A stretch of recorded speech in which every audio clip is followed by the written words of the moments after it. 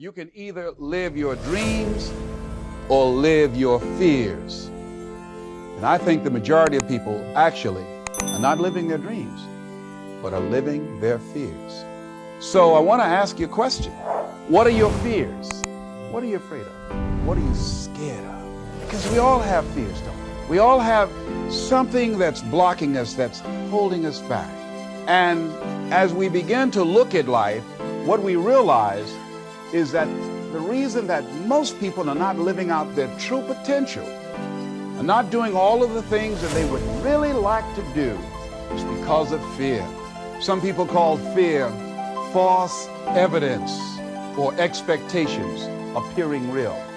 And so, you know what? Most people go through life running scared from things that have no teeth in them because they're false expectations appearing real. But see, we're brilliant enough to scare ourselves to death. You realize that? There are some people actually who get a kick out of scaring themselves to death. What are the things that you fear that's been keeping you from living your dream? That's been keeping you from doing some things that you would like to do? Just think about those things. And how do we begin to handle that? Abraham Maslow said that the life is about growth. And he said, you can either go back to your comfort zone, there you won't find any growth, or you must be willing to go forward and face your fears again and again and again. Because you're never going to have a fear-free existence. I mean, some fear is acceptable and legitimate. There are some things that you really should be afraid of. Now, you shouldn't allow it to immobilize you. You acknowledge it, you take it into account, and you carry yourself accordingly. There are times that we should proceed with caution. But it's the difference between being stopped by fear. It's the difference between having a fear and the fear having you.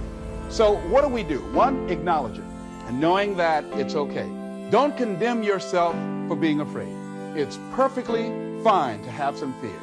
You acknowledge your fears, you embrace those fears, and then you move on.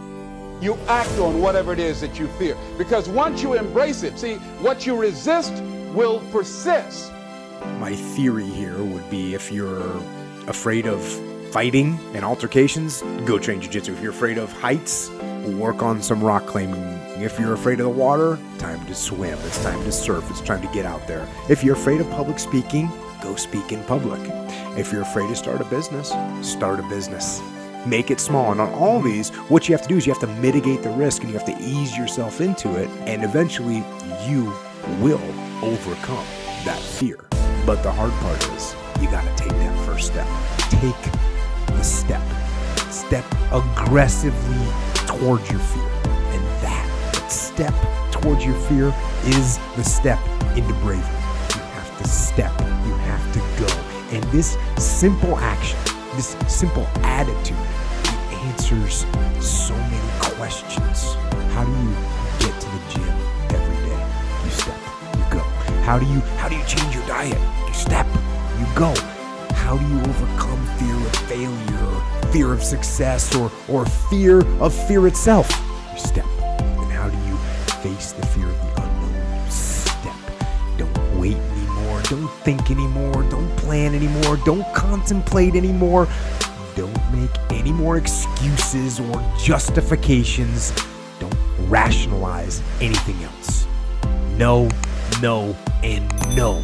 Instead, be aggressive. Take action now. And what is the first action that you need to take? What's the first step you need to take? The first step